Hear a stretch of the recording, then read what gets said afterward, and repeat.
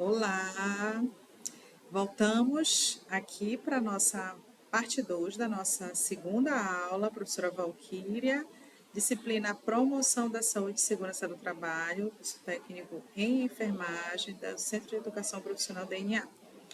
Como nós vimos anteriormente, falamos sobre as normas regulamentadoras em geral e falamos sobre várias normativas que envolvem a organização do serviço de saúde do trabalhador, principalmente para esse aspecto da sua proteção, né? Então, nessa sequência da nossa aula, nós vamos falar sobre os riscos à saúde do trabalhador, os tipos de riscos. Vocês já estudaram lá na disciplina Biossegurança esses tipos de riscos, numa abordagem dentro da proteção do próprio trabalhador, né? Quando a gente estuda biossegurança, a gente estuda como a gente vai se proteger desses riscos. E aqui, nós, como profissionais que protegem os demais profissionais, vamos estudar sobre esses riscos no sentido de conhecê-los para que a gente possa trabalhar essas medidas preventivas com os demais colaboradores. Então, quando a gente fala nesse termo risco, você já imagina algo de perigo, como nós comentamos na aula anterior. O termo risco é empregado no contexto do processo de trabalho, com o sentido de probabilidade de dano, ou seja, existe um risco de que algum dano aconteça. Então, os riscos presentes no ambiente de trabalho variam de acordo com o tipo de bem ou serviço produzido, que tipo de materiais se utiliza naquele espaço para produzir aquele serviço, que tipo de substâncias estão envolvidas ali e que tipo de forças acabam interferindo na atividade dos trabalhadores. Então, vocês já conhecem que existem riscos físicos, químicos, biológicos, riscos mecânicos ou riscos de acidentes e os riscos ergonômicos, em que nós temos a questão da postura, que nós acabamos de falar na nossa primeira parte da aula, e que dentro dessa parte ergonômica nós também temos a condição psicossocial. Então, quando a gente entende o risco, a gente passa a entender que ele precisa ser trabalhado. Em que sentido? Em que nós precisamos entendê-lo, conhecê-lo e, dessa forma, minimizá-lo. Como a gente pode diminuir esse risco? A gente vai ver que existem medidas que são de proteção individual, como nós acabamos de comentar no EPI, e existem medidas que são de proteção coletiva.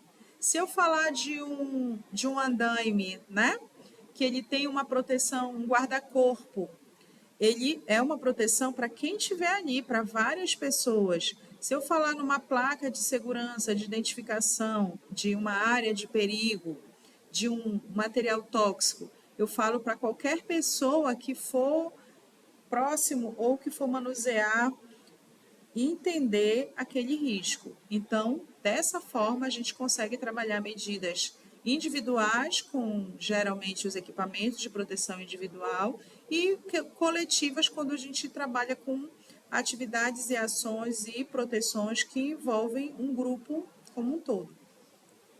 E, claro, que isso é relativo a cada tipo de processo de trabalho. Se eu falar de uma siderúrgica, se eu falar de uma indústria de alimentos, se eu falar de maquinários, eu tenho medidas muito próximas de proteção. E quando eu falo de procedimentos de saúde, como a gente comentou na aula passada, procedimentos cirúrgicos, procedimentos de administração de medicamentos com agulhas e seringas, que eu vou ter esse risco de estar lidando com vidro, material pérfuro-cortante, eu vou ter que estabelecer essas medidas, bem como a própria condição ergonômica, a postura que você precisa estar para executar essas atividades. Então, o movimento sindical considera 6 grupos de agentes de risco, como a gente já comentou: químicos, físicos, biológicos, mecânicos ou riscos de acidente, que nós vamos já ver como são eles, e os ergonômicos, que vão estar mais ligados a essa questão postural, de execução da atividade, e os psicossociais, que vão envolver a questão mental, que também nós já comentamos quando a gente deu aquele destaque para a NR1. Então, o Ministério do Trabalho, ao reconhecer esses 5 grupos, químicos, físicos, biológicos, de acidentes ou mecânicos e os ergonômicos, ele entende que são condições que podem estar colocando o nosso trabalhador em exposição. E aqui, como eu destaco, o ergonômico, acaba enquadrando o psicossocial de forma subentendida. Mas o Ministério da Saúde, que já tem essa visão, saúde, doença e principalmente esse entendimento sobre a condição mental, que ela influencia e muito na condição física, ele já destaca a condição do risco ergonômico e psicossocial, destacando no texto, tá bom? E aí, quando a gente vai falar um pouquinho sobre cada um desses tipos de riscos, com certeza todos nós já tivemos essas exposições. Só que uma coisa é você passar do lado de um caminhão ou de um ônibus que está inalando aquela fumaça tóxica perto de você, uma ocorrência. Outra coisa é você trabalhar numa oficina mecânica em que todos os dias, nas suas 8 horas de trabalho, você lida com aquela fumaça tóxica. Tá bom, gente? Então, o risco, ele está ligado à ocorrência e à incidência e à persistência e ao tempo da exposição a esse risco, tá bom? Então, quando a gente fala em risco químico, a gente fala de substâncias, compostos ou produtos que podem ser absorvidos através da pele ou por ingestão, lógico que é acidental, né? Ou ainda penetrar através do trato respiratório. Se a gente for parar para pensar no nosso dia a dia, né, que às vezes ele está muito próximo do nosso espaço de trabalho, lá na sua casa, quando você vai lavar o seu banheiro e você pega aquela garrafa de água sanitária e joga na parede, no piso do seu banheiro e fecha a porta, deixa agir. Quando tu abrir aquela porta, como vai estar, gente? Perigoso, né? Se você tem alergia, você vai ter logo uma crise.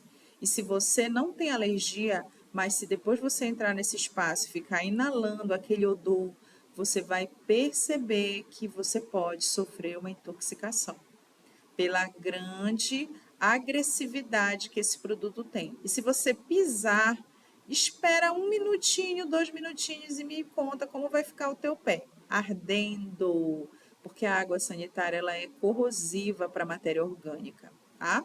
Então, nós não podemos nos expor. É um risco químico. Isso só para vocês entenderem, né? De fato, se você botar o pé na água sanitária, você vai entender o que é o risco químico. Mas, se eu falar numa poeira, professora, eu vou só dar uma espirradinha. Imagina, igual como essa água sanitária está correndo o teu pé, essa poeira pode corroer a tua traqueia, a tua faringe, o teu pulmão daqui a algum tempo, tá? Então, é de fato uma reação interna que, se entrar pela via respiratória, você pode ter sintomas leves e futuramente problemas graves. Então, nessa poeira eu posso ter partículas sólidas, eu posso ter fumos que são condensados de vapores dessas substâncias tóxicas, névoas, neblinas, gases e vapores. Ou seja, essa substância tóxica, ela sai daquele espaço, muitas vezes líquido que ela tem, né? Quem já chegou próximo do formol vai entender o que eu estou falando. O álcool, você sente o cheiro do álcool, né? E ele é um produto de uso hospitalar, de várias indicações, e claro que essa inalação em quantidades permitidas, ela não é tóxica, mas se você permanecer inalando da mesma forma o formol, em minutos você vai sentir uma irritação no seu nariz, uma irritação na garganta, um desconforto, pode ter dor de cabeça, pode ter um quadro de intoxicação. Por quê? A agressividade é muito maior. Tá? Então, diversos processos de trabalho podem gerar essas partículas sobre o ar que vão penetrar principalmente na via aérea. E quando a gente fala em substâncias químicas que podem também ter o contato direto com a pele ou com a ingestão, é esse exemplo que eu dei para vocês aí da água sanitária. Existem inúmeras substâncias que são cáusticas, que são corrosivas, que são agressivas. Inclusive, em várias empresas que fazem uso dessas substâncias, existem protocolos do que fazer em cada situação se acontecer esse tipo de acidente. Olha só esse pulmãozinho aqui, né? Imagina. Quem já foi numa carvoeira, eu já tive a oportunidade de entrar numa venda de carvão e numa carvoeira. Na carvoeira é terrível, porque você está ali produzindo o carvão. Mesmo sendo no espaço aberto, ali onde está o carvão é onde tem a maior concentração de partículas. Num local onde se vende esse carvão, se você olhar, gente, até no teto tem pó. Imagina o pulmão, ele está muito parecido com essa imagem escura, tá?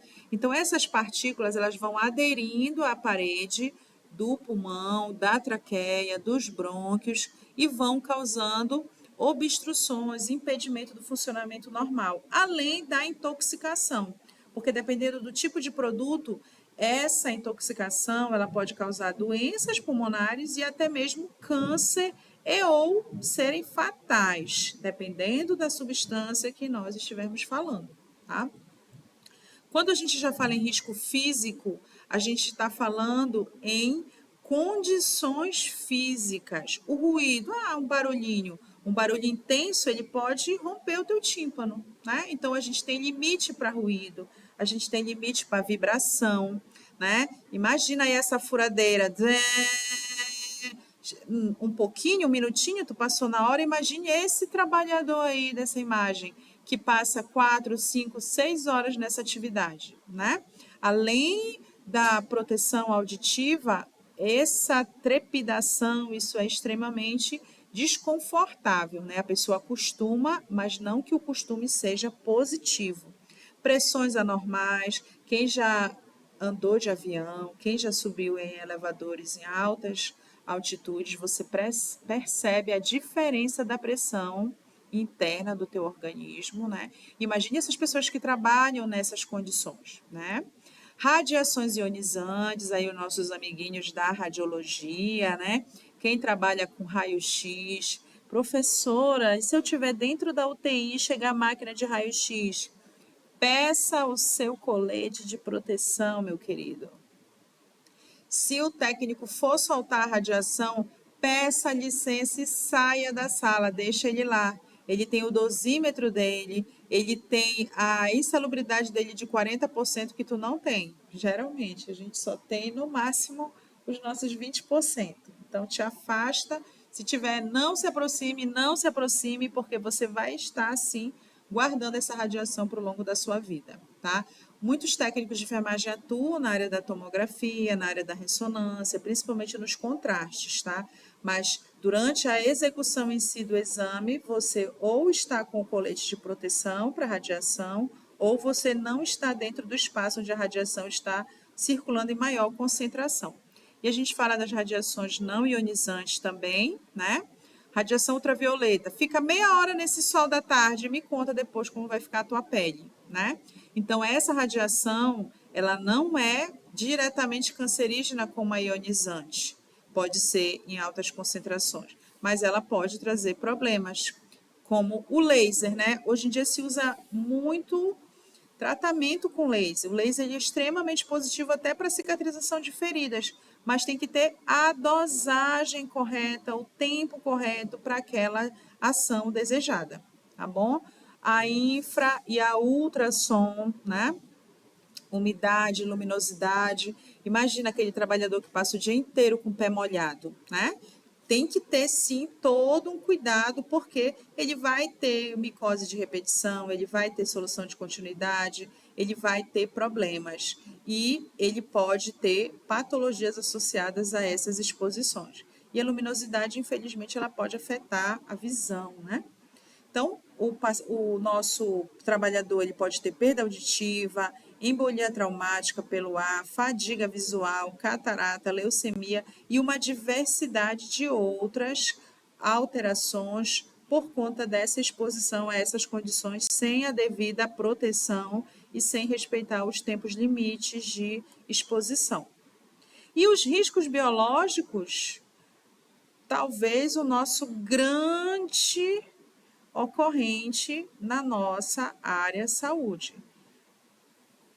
Temos todos os outros riscos que eu acabei de falar lá na nossa área da saúde. Mas os biológicos parece que eles são os mais intensos. Por quê?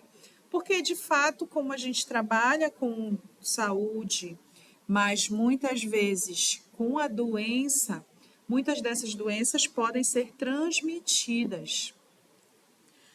Talvez a tuberculose, né, seja uma das mais conhecidas entre vocês. Todo mundo tem medo de um dia pegar tuberculose. Todo trabalhador de saúde tem risco de um dia adquirir tuberculose, se ele não se cuidar, se ele não tiver proteção, se ele tiver uma baixa imunidade, se ele tiver uma superexposição. Né? Então, para que a gente evite esses danos, a gente precisa das medidas protetivas. E como vocês estudaram lá na biossegurança, para cada tipo de material biológico tem um tipo de proteção.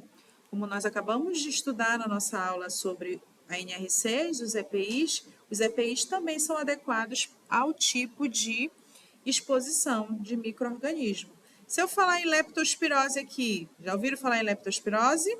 Com certeza, né? Doença do rato, né? E não fala nem que é do rato, é do mijo, né? Do xixi, que tecnicamente a gente já estudou, né, gente? É urina. A urina do rato, ela é tóxica para o ser humano e para outros animais também. Então, a leptospirose se fala muito, né? Na enchente, no lixo, na rua, o pé na água. Você tem muito medo de pegar leptospirose nesses espaços. E no hospital, você tem medo de pegar leptospirose no hospital? Em que situação você pode pegar leptospirose no hospital? A mesma condição que a Leptospira interrogans causa no rato, afetando o seu rim, ela afeta o rim do ser humano. E se o ser humano estiver com leptospirose, a sua urina é infectante, ela é possivelmente contaminante para quem tiver contato com a sua solução de continuidade. Aquele cantinho de unha, né? Aquele sapato aberto que tu adora andar. Não mais no hospital, né, gente? Porque se cair uma gotinha dessa urina lá no cantinho da tua unha, ô, professora, quando? Quando? Eu já vi, gente, essa cena. A gota de sangue caiu certo no duto lacrimal, certo no globo ocular. Ou seja, onde você menos imaginaria que acontecesse, aconteceu. E se tiver infectado, vai haver um alto risco de transmissão de diversas doenças, tá? Então, para algumas medidas nós usaremos máscaras, para outras medidas as luvas são obrigatórias, para outras medidas os aventais, para outras medidas outras atividades que devem ser executadas, inclusive o isolamento, né? Nos casos mais intensos. E a gente vai ver lá na aula sobre a insalubridade que a pessoa que trabalha com isolamento, ela tem a insalubridade grau máximo. Esses riscos biológicos, eles podem trazer, gente, uma infinidade de condições. E claro, a partir do momento em que o trabalhador ele foi exposto a esse risco, ele sofreu uma lesão, ele sofreu um acidente, tem que haver todo um protocolo, né? Mas naturalmente o trabalhador muitas vezes se expõe diariamente a essas condições. Por isso que ele precisa manter e garantir sempre a utilização do seu EPI. E quem é a responsabilidade, gente, de quem é a responsabilidade que nós acabamos de estudar em fornecer o EPI? Do empregador. E qual é a obrigação do empregado? Usar corretamente. Não é máscara no pescoço, não é máscara na cabeça, é máscara protegendo nariz e boca.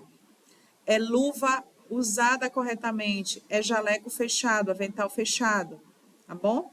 Então, os riscos biológicos, eles serão minimizados, esses agentes, vírus, bactérias, fungos, protozoários, eles serão evitados se as medidas forem adequadas.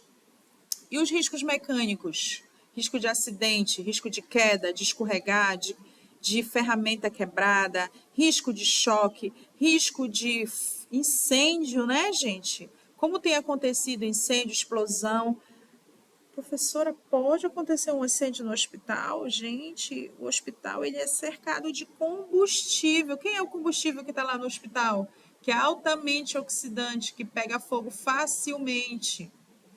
Aquele mesmo que tu usa abanando na tua casa para fazer o churrasquinho, né, gente?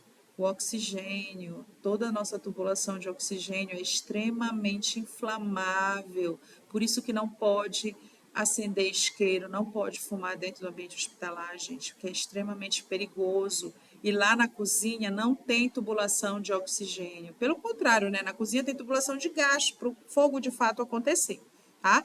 Então, diversos tipos de riscos mecânicos podem estar nos mais diversos espaços, tá? E na área da saúde também a gente vai ter esses riscos de acidente.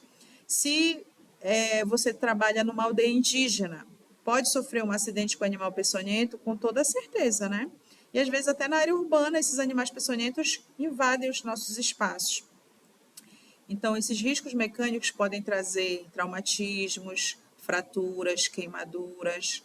Vocês lembram daquele caso lá próximo do terminal rodoviário de São Brás, aqui em Belém, em que a funcionária chegou, acendeu a luz e explodiu, né?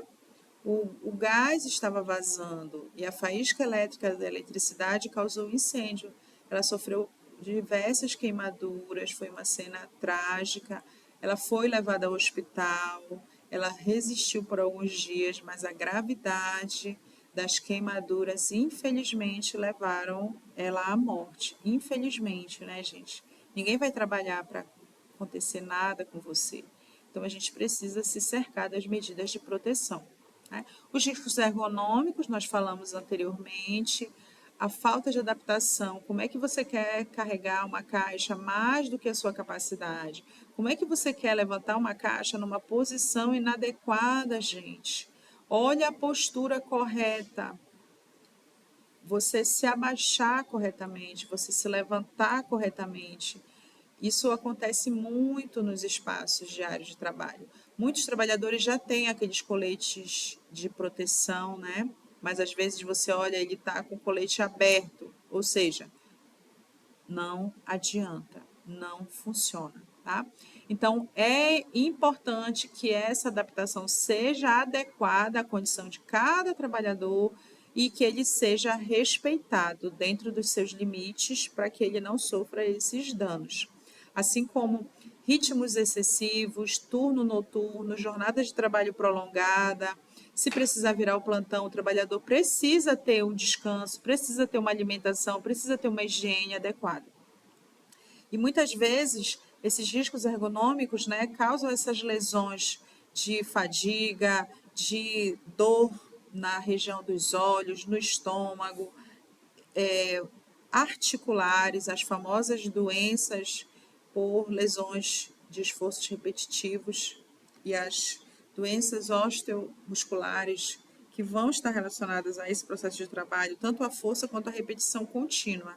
E como a gente destacou ali nas adequações da NR1, em que veio destacar os riscos psicossociais, aqueles riscos que estão ligados a essa relação do trabalho, a essa relação do trabalhador com a sua sobrecarga psíquica, que muitas vezes vai ser ligada a essa pressão da chefia, ao acúmulo de tarefas, além do que ele consegue de fato desenvolver, tarefas monótonas, tarefas repetitivas que às vezes ele pode sentir um sono e de repente ele cair, né, cochilando, tarefas perigosas, tanto em altas altitudes ou alturas, possibilidade de perda do emprego, como ameaças, né, cota de produção pré-estabelecida, grau de atenção exigido, proibição de comunicação entre os trabalhadores durante a jornada.